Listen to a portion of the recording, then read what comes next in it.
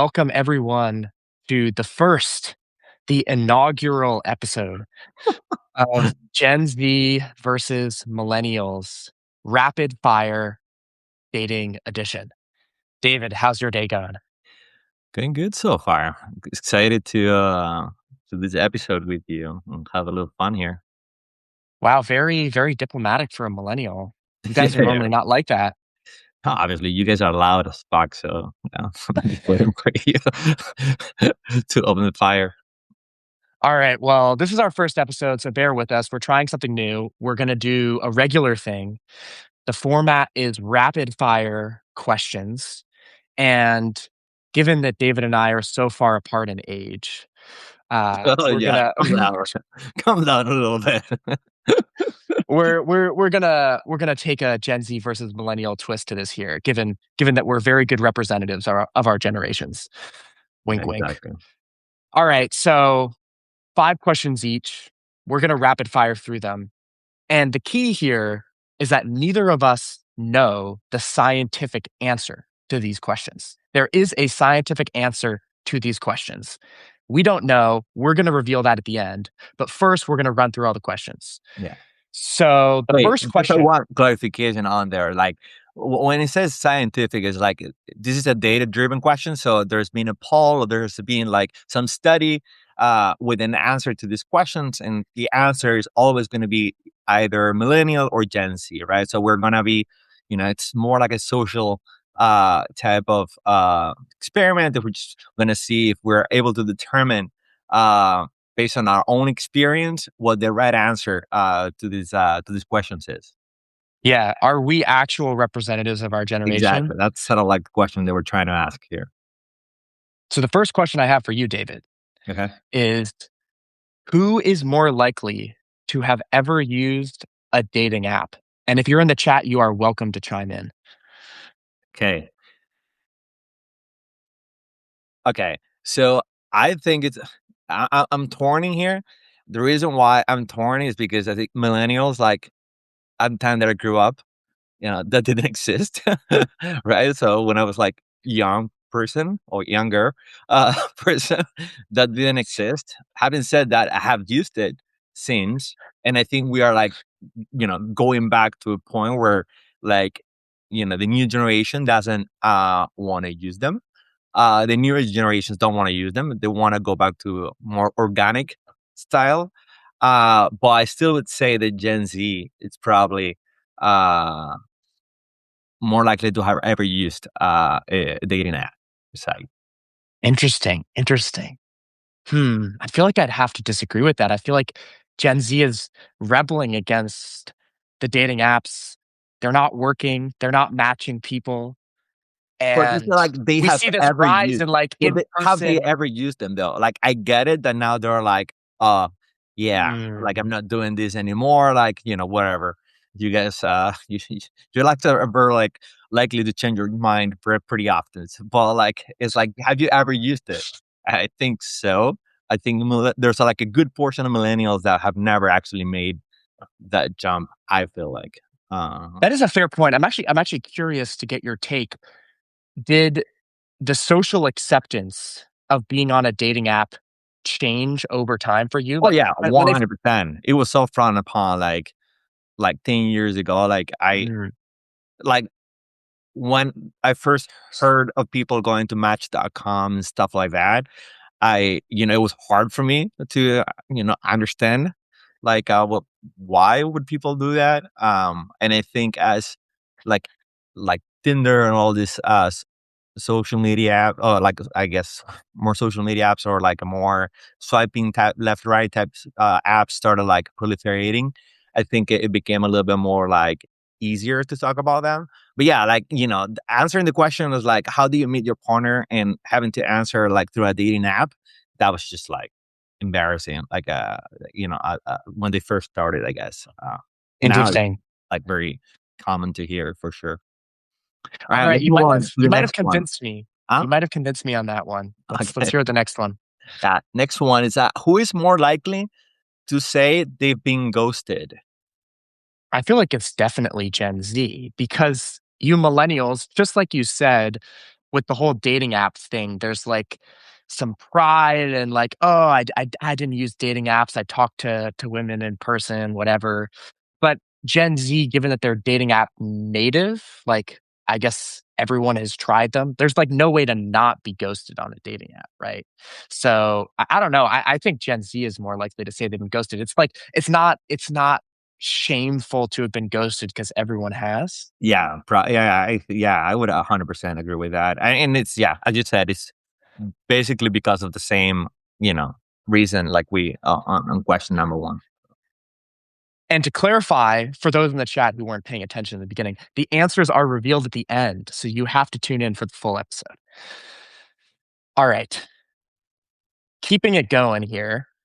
Who is more likely to message first slash take the direct approach after a good first date? All right. So there's a good first date.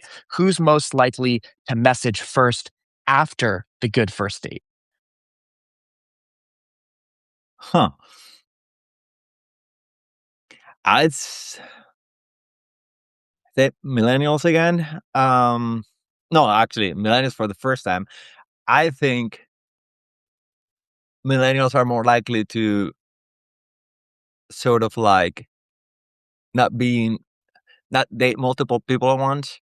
Mm, Um, and because of that, I feel like moves are faster. You want to see it through type thing. Whereas like I yeah, feel yeah, like yeah. Gen Zs are, playing the field a little bit more than we were. So yeah, that's that would be my answer. Interesting. Hmm. This is a tough one for me, honestly.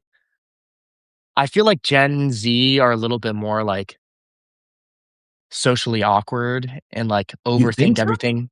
You don't think so? I feel like No, I know. No, I think they're born in the era of like social media. So like I feel like, you know, exposing their lives like on social media is like second nature uh mm, to them. And so yeah. Yeah, I don't know. Kind of like the ghosted thing that we were talking about, right? Like if you're more likely to be ghosted, you're like your shield in a way is like, it's you don't give a shit if like people don't respond to you, don't reply to you, whatever. Like you're playing so many games at the same time that it's like, whatever. I don't know. That's what it feels like to me at least. Like I just want to try to like lock it down as soon as possible and see if like there's something happening or not. time to lock it down as soon as possible. That's a good quote for the clips later. Okay, let's jump to a more interesting question. What do you Yeah. got, David? Uh, who is more likely to message first, take oh, no, my bad. That's number 3. Who is more likely to be hesitant to start a deep conversation on a first date? Definitely Gen Z, I think. I feel like it would be kind of superficial. Like Gen Z's kind of got their guard up a bit. We're all online. There's like a million people that maybe you're like talking to. Like, it's like Yeah.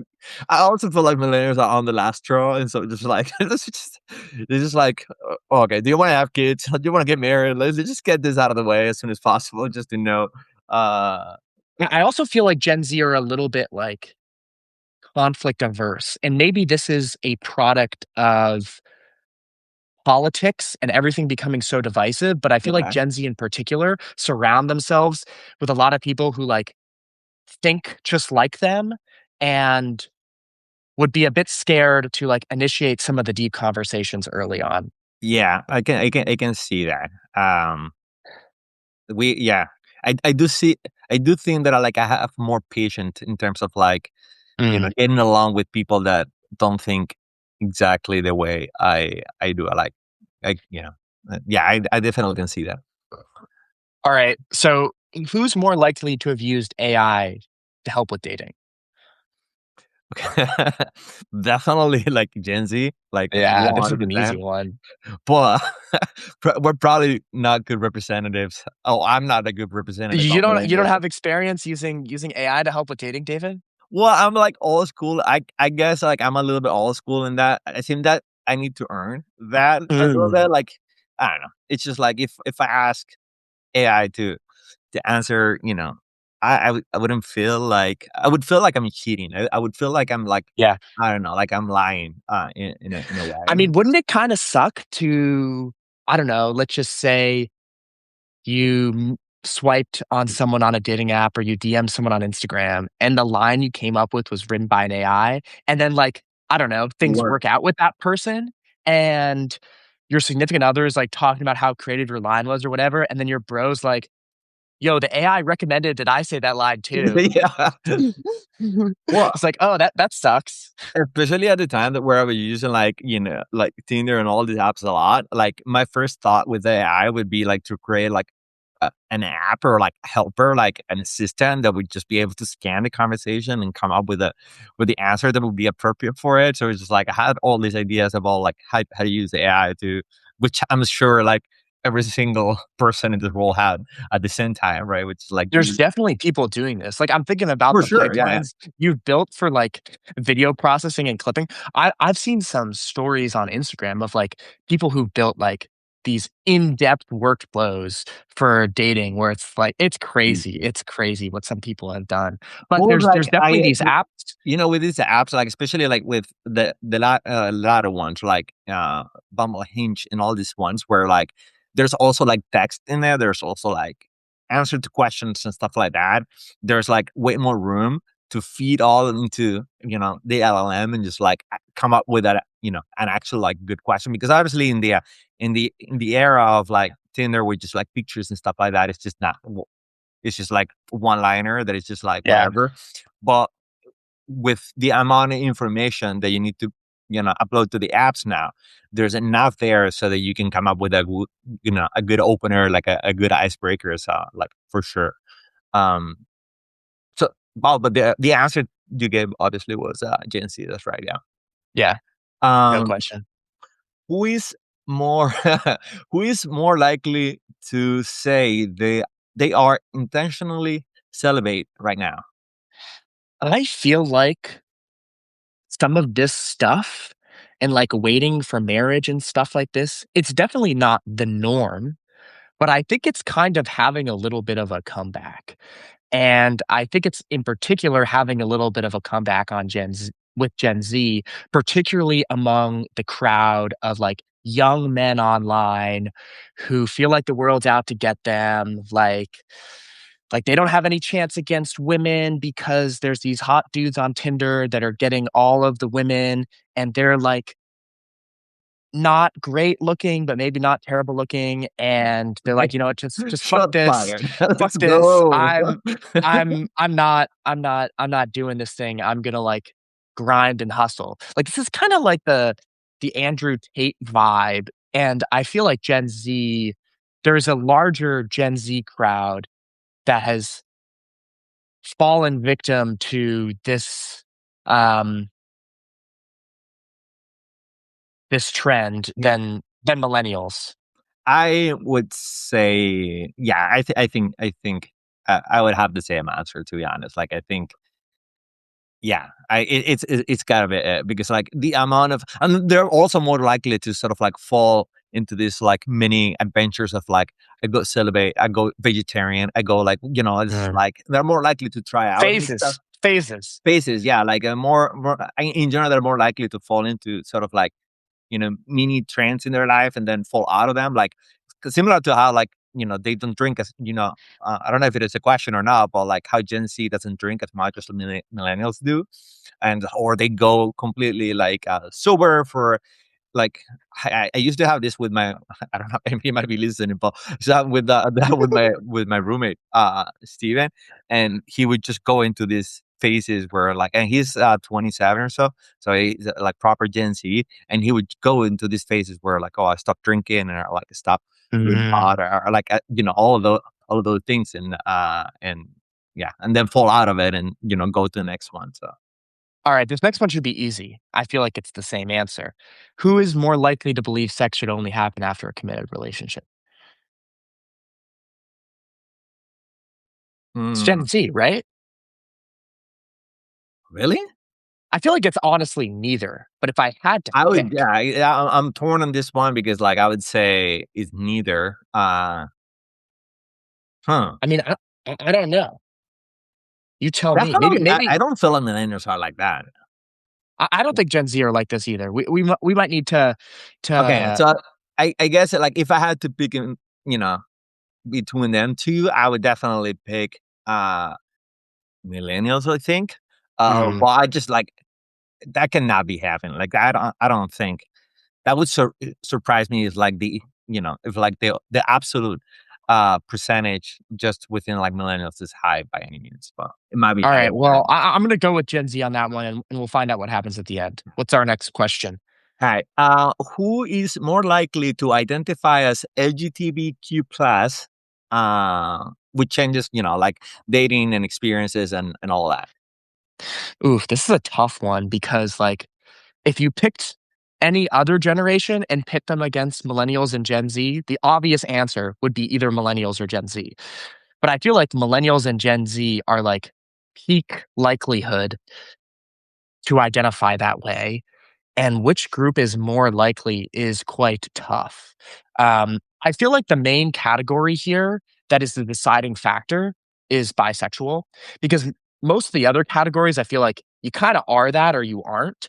Yeah. With bisexual, there's like a bit of a spectrum. Like, I definitely know people who were like, "Oh, I'm 80% this and 20% that," and I feel like if you were like our parents' generation, you would just like not be Yeah, it bisexual, would be completely right? like binary. Yeah. So I think the factor to consider here is that specifically.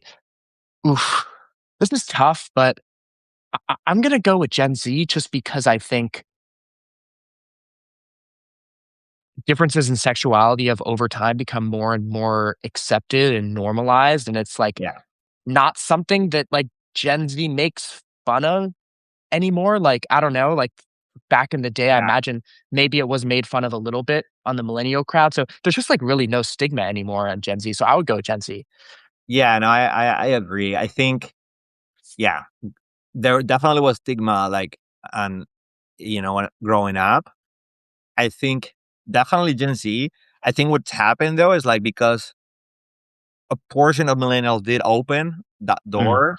Gen Z's like took proper advantage of that and like evolved the civilization, and then like the rest of the millennials like followed Or through. catching up. Well, They're like catching catching up. up in terms of like Mm. because it's one of those things is like the identification of it is like they were always there.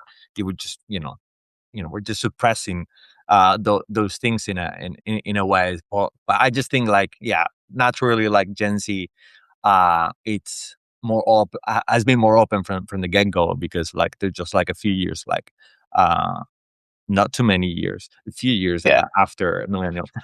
Not too many years. Not Not too too many many years. years. All right. This next one is my favorite question. Okay, It's my favorite question. Who is more likely to use voice notes as a normal way of communicating? There's an obvious answer to this, for David. me this What is is a it? Gen Z for sure.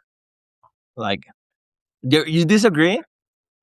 Dude, there's nothing I hate more than a freaking voice note. Just send me the message. Let me read it. I Don't make me listen to the thing and put my headphones in. Oh I my God. I agree with Chloe in the chat. This is millennial.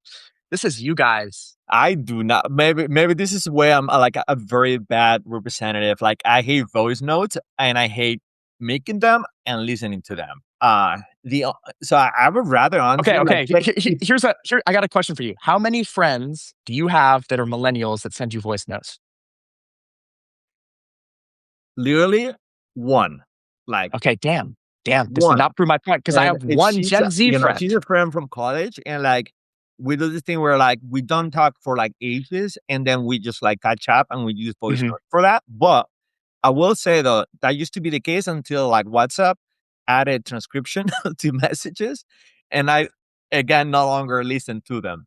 And so Yeah, I just like read through them. that But was a it is good true feature. when like I'm trying to catch up with her because it's impossible for us to do it synchronously, just time difference and whatnot. It just be, I just like, I voice note, say everything that I want to say, and just like, sometimes it's like 2 3 weeks before we answer back to each other and stuff like that. And now it's different because it's just like I'm reading through it, so it's like for whatever reason, I think it's yeah, the thought of just having to sort of like dedicate X amount of time to listen to it rather than just like, I don't know. It's just like some weird thing. It probably doesn't make any sense because you still have to read through it. But I feel like I can read through it while I'm listening to something else or where like I'm watching a show. I don't know. It's just like the multitasking of it. It feels easier when you are reading and doing some other activity like listening or watching something. Yeah. And it is like when you're listening, you cannot be watching anything else, right? Like it's just like full attention on that. Yeah. No multitasking. No No multitasking. multitasking. No. Yeah. I'm Um, kind of like you either call me or you text me. We don't yeah. need to I'm. voice note each So other. I guess you don't think like Gen Z's like voice, send voice No, notes at all. Okay. I don't think so. I Okay. don't think so. Might be wrong then. All right, last one. Who is more likely to have gone on a blind date?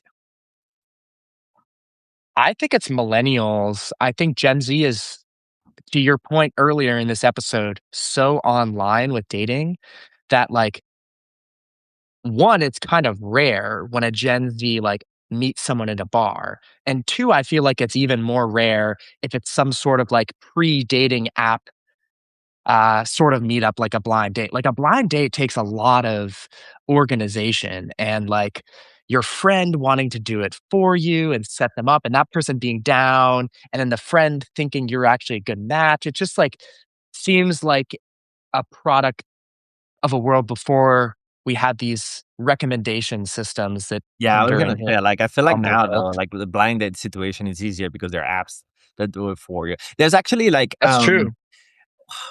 forgot. There were two apps. No, I guess they're not exactly the same. One of them was more like you would go on a group date, which I thought it was like pretty cool. That's Did you cool. ever Have you do ever the done that? I have done that. That's actually pretty nice because then you are like it's still like it was still like a blind date, but you don't go by yourself. It's a group blind date basically, and so that was kind of cool because and you just like you have support, a support system in that situation. It becomes less awkward and stuff like that. So, um, but yeah, I don't know what I would answer to that question to be honest. All Um, right. yeah, all right, Is it time for the reveal? it's time for the reveal. And for our listeners out there, the way we did this is by um, asking ChatGPT to encode the answers so that we wouldn't know. We wouldn't know them. We would know the questions, but we wouldn't know the answers to them.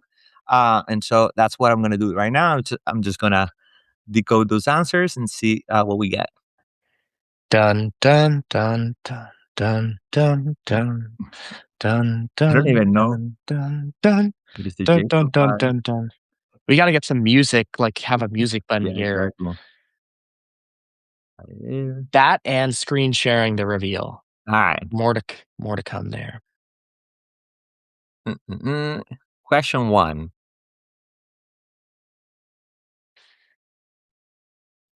Higher share under 30 have ever used the dating site app versus Gen Z. Mm. Okay, No surprises there. no surprises there. It's kind of All weird. right, question number two. I'll read the Yeah, you questions you you out. do the question, I'll do the answer because I need to. It's kind of weird, like the format of this thing. It works, but Who is yeah, more likely to say they've been ghosted? Gen Z's as well.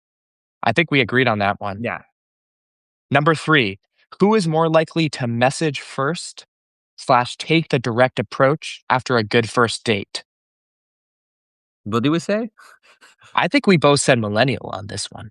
Yeah, it's actually Gen Z's. It's Gen wow, okay, Gen Z just cut to the chase. Good for us. All Yeah, good right. for you, Who is more likely to be hesitant to start a deep conversation on a first date? I definitely said Gen Z on this one. Gen What did Z you as say, well. David? Yeah, Is that the answer? yeah, Gen Z was the answer. Yep, Okay, we're doing pretty well. We're doing pretty yeah, well. Who is more likely to have used AI to help with dating? I mean, it's got to be Gen Z. yep. Gen Z it is. All right. We might need to make these questions harder next time. Who is more likely to say they're intentionally celibate right now? Gen Z's as well. I was right. Yep. Fuck yeah. You can say that on Substack. Who is more likely to believe sex should only happen after a committed relationship? I think we disagreed here. I think I said Gen Z and you said millennial. Who's right, David? Gen Z's as well. Ooh.